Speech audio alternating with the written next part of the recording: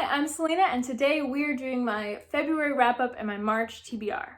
This is the video where I talk to you about all of the books that I read in February and then tell you what I plan to read in March. So let's just get right into it with some stats. So I read 10 total things this month, but they were not all full-size novels.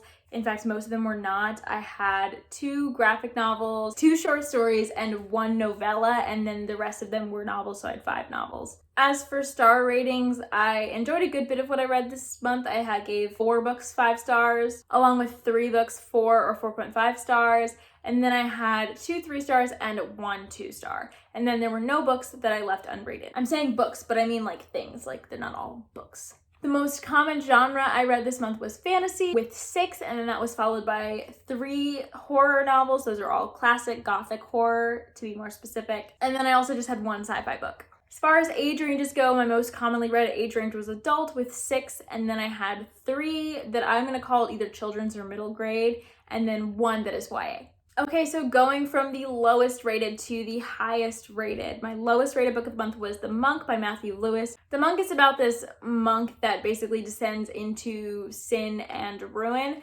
because he gives into his worst impulses.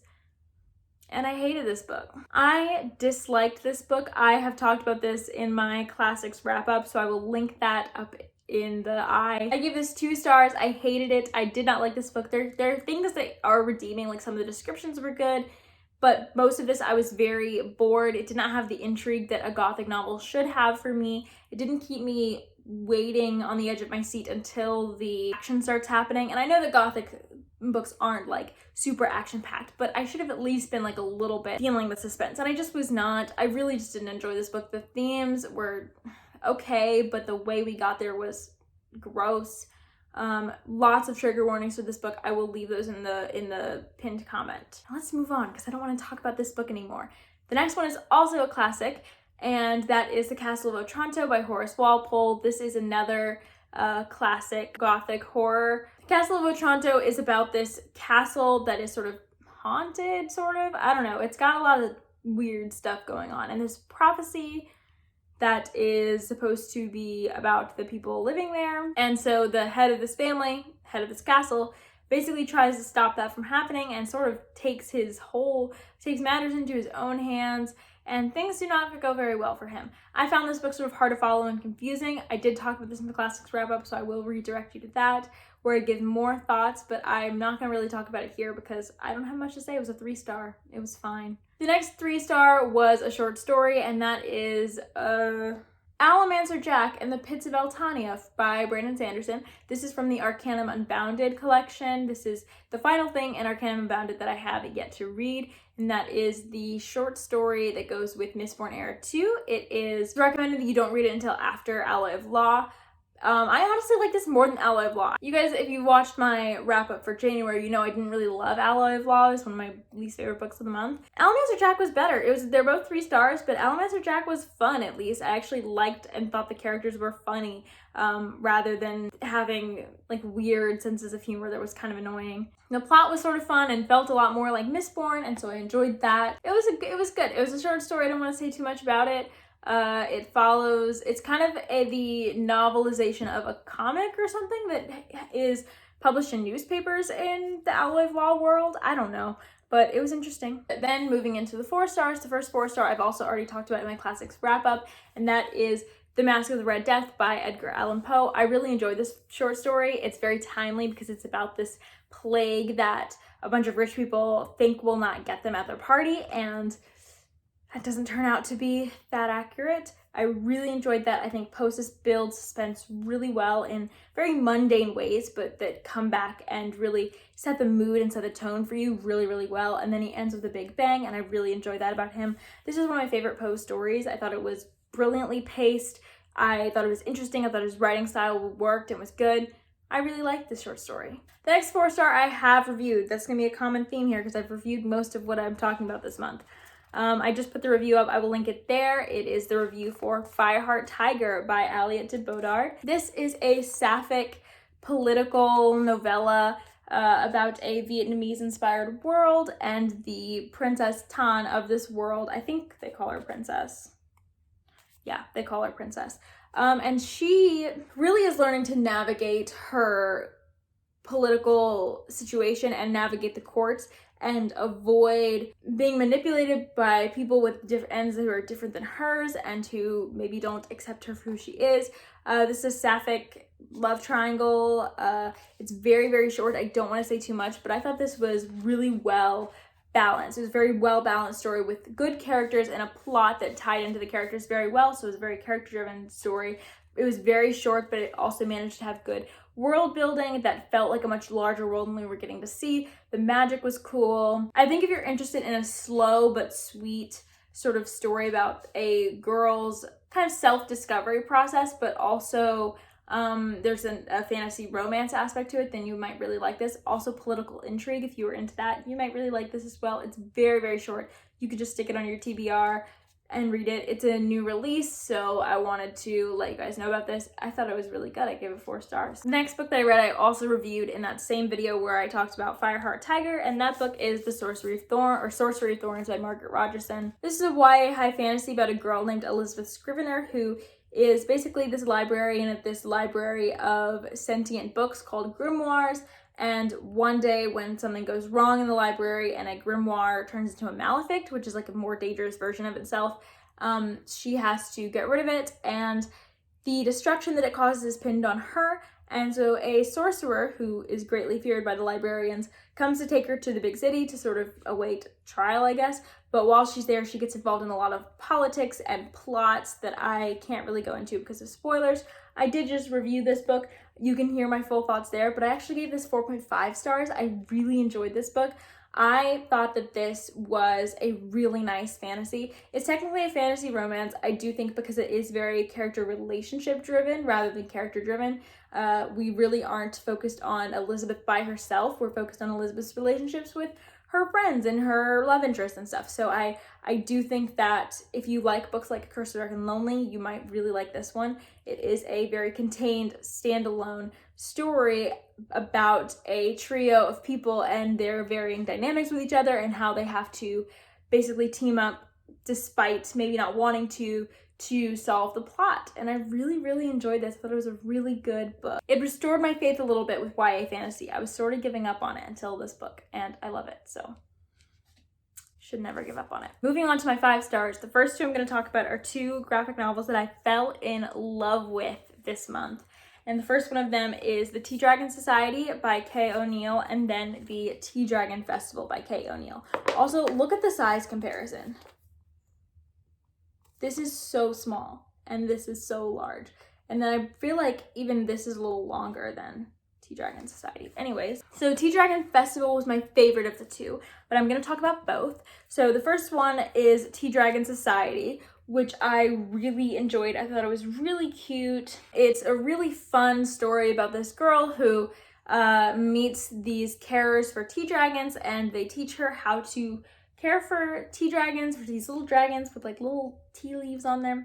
And I fell in love with tea dragons, much like the main character of this did. I thought it was so cute. It was so sweet how the characters in this book cared for them and also created families of their own with the tea dragons and with like each other and stuff.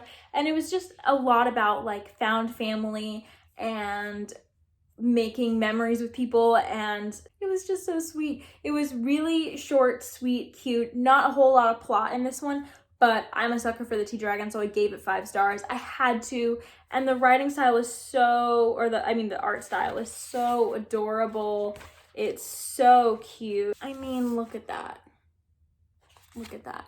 It's so adorable. I highly recommend this. I think that we follow them throughout a year, so it's a full year, but I really think this is a very good springtime recommendation. So if you want something that's just very springy and fun and light, then this might be a good one for you. And then I loved the Tea Dragon Society so much that I got the Tea Dragon Festival when it came back in stock on different sites earlier in this week or last week or something. I loved this book so much. It just came, I just read it like a few days ago or like yesterday or something. I love this book.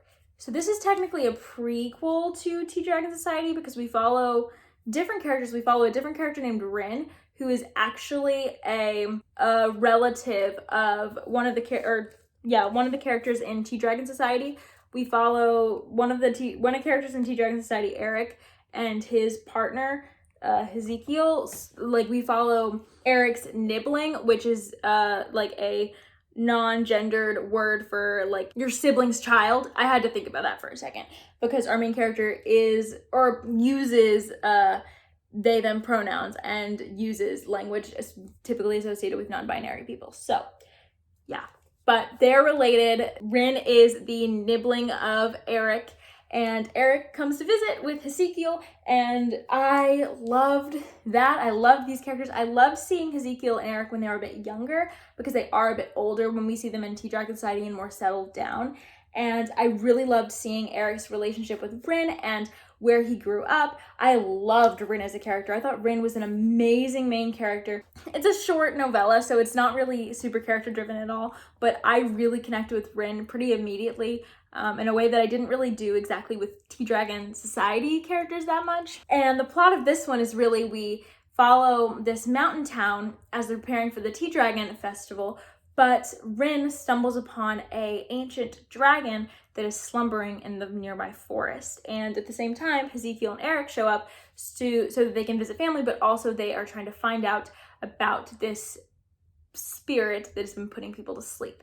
And so I loved this. This was such a brilliant balance of adorableness from the Tea Dragons and from the sweet relationships between the people in this. The dragon actually has a lot of interesting conversations about what it means to miss so much time and what it means to kind of feel like you failed your duties and how do you move forward with that. There's so much found family. This community of mountain that Rin lives in is so amazing. It helps each other out. It is very much a family all in itself, and it's just so beautiful. And then the art style is just gorgeous. How do I tell who drew this? I guess it's Kay O'Neill, right? Yep, written and illustrated by Kay O'Neill. Yep. Tea Dragon Society was a 5 stars, but this automatically became one of my new favorites. I loved this book so much, and it is one of 3 new favorites that I got this month. I love it so much. The next 2 5 stars are also 5 stars that made it to my all-time favorites, and so it's really hard to put these in an order, and so I'm just sort of they're Tea Dragon Festival and the next 2 are really all equal as my favorite things that I read this month. I love them all so much. And the next one I'm going to talk about is Nevermoor by Jessica Townsend. So this is a high fantasy middle grade, and I am gonna talk a little bit about it because I love it so much, but I also have a full review of it that I highly recommend you check out because this book is so great, and if you want to know more about it, you should check that out. But this is about a girl named Morgan Crow who believes that she is a cursed child, that she has been cursed from the day she's born, and she will die when the age ends. But on her death day, this man called Jupiter North comes to her and takes her to the city of Nevermoor, and allows her to start a whole new life there. And she decides to go for Wonder Society tryouts, which is like this top tier society that trains you in your talents and gives you a community. And Morgan loves that idea, so she tries out for it. And this book is about her going through the trials that she has to go through in order to be a part of the Wonder Society. This book was so whimsical, so beautiful, so adorable. I was shocked at how much I love this book. This is so amazing. I love this book so much. I immediately added the other 2 that are out to my TBR. I love Nevermoor so much. It's one of my favorite books. It was whimsical and fun and just adorable, and there were so many great characters and friendships and relationships, and it was just so good. I cannot recommend this book more highly if you are interested in getting into some whimsical, fun middle grade. That I do think it doesn't read super young. Like, it is a middle grade. I don't want to take that away from it, but I know a lot of people have issues with how young middle grade feels, I guess. This one feels kind of like old school middle grade a little bit more, which blended with YA a bit, while also having a lot of aspects of early children's literature. And so I thought it just struck that balance perfectly, and I highly recommend it. I love this book so much. And then the final book that I read, and my final 5-star and favorite of the month, is Jurassic Park by Michael Crichton. Can you see this? Yeah, sort of. Jurassic Park by Michael Crichton. I loved this book so much. I buddy read this with my friend who we both love Jurassic Park so much, the movie, and we'd never read the book. We both adored this book so much. I didn't think it could top the movie. I love the movie. I love this book even more. It is so action-packed, so well written, so many interesting ideas with great characters to sort of be mouthpieces for those ideas, so many amazing action scenes, just absolutely thrilling, amazing description, amazing atmosphere and world building. Ugh, I love this book so much. 5 stars, new favorite. I have a review. It's the same review where I reviewed this and Nevermoor, so I will link that both in the eye and in the description along with the other videos I mentioned. I highly recommend you check it out for more information, and I highly recommend, if you like the movie at all, give Jurassic Park the book a try. Okay, so now we are going to get into the TBR portion of this video. These are the books that I plan to read in the month of March. As you can see, I didn't read that much in February, so I've pushed some things over, and I'm hoping to read more in March because I'm now back into a reading kick and out of my reading slump. So first, I should probably get out of the way some of the school books that I'm going to be reading. The first one is Castle Spectre by Matthew Lewis. Yes, the Matthew Lewis that wrote The Monk, my least favorite book of the month. Hopefully this will be better. It sounds kind of cool. It's Castle Spectre, like maybe it's a ghost haunted castle. I don't know. I don't know anything about it, but I'm going to have to read it for school, so there you are. And then I'm in a class on Dracula, and so I'm gonna be reading Dracula. I don't think it's required for the class, but I really want to read Dracula. I've wanted to read Dracula for some time, and so I have this. I'm gonna read Dracula. And then for my Gothic class that I'm reading Castle Spectre for, I'm also gonna be rereading Frankenstein by Mary Shelley. I've actually read Frankenstein before, but I haven't read it in a school setting, so I'm really interested to read this for the second time when I'm more well-versed in classics, and so I can sort of pick it apart a little more and understand the language a little more and just sort of get the full experience of it again and see if I like it as much the second time. I give it 4 stars, but it could even climb if I really can decipher it a lot better this time. I don't know, but I'm excited. Now, into the free read books, I'm gonna start with my audiobooks. First is the one that I'm currently listening to, and that is Wundersmith by Jessica Townsend. This is the sequel to Nevermoor. I said I love Nevermoor, and I'm starting the sequel and reading the rest of the series, hopefully in the next couple months. So I'm so excited. I'm loving it so far. I'm about that far in, and I'm loving this, and so I'm so excited to be reading it. So the next book is Gideon the Ninth by Tamsin Muir, and this is for the Sorcery and Stardust book club run by Brightness Katie Reads. This is a book club dedicated to reading LGBTQ+ SFF, and so this is a it's been described as lesbian necromancers in space, and that sounds fun. I'm hoping to read this before the live show happens. I don't know when that's happening yet, so hopefully I'll be able to get through Wundersmith and get to Gideon the Ninth next priority. Then I have some books I'm buddy reading. The first 2 are with my friend Ray. We buddy read The Rise of Kyoshi in January, and so we're going to buddy read The Shadow of Kyoshi in March. This is the second book in the Kyoshi books. These are books about Avatar Kyoshi and the Avatar universe with input from the co-creator of Avatar, Michael Dante DiMartino. And it's just about Kyoshi discovering she's the Avatar and training. I think Kyoshi's probably a bit older in this because in the first one it was very much her very beginnings. But I don't know. I really enjoyed The Rise of Kyoshi, and I hope to enjoy this even more. Then Ray and I are also reading The Lost World by Michael Crichton because we love Jurassic Park so much. We want to read the sequel. We're really excited about it. You may see a book talk coming on both of those soon. I'm really excited to read this because I love Jurassic Park so much. And I know that Jessie May from the channel, I think Jessie May, I don't know, I'll link her channel in the description. She recently read this and loved it, and she also loved Jurassic Park as much as I did. And so, yeah, I am really excited to read this with her positive review in mind.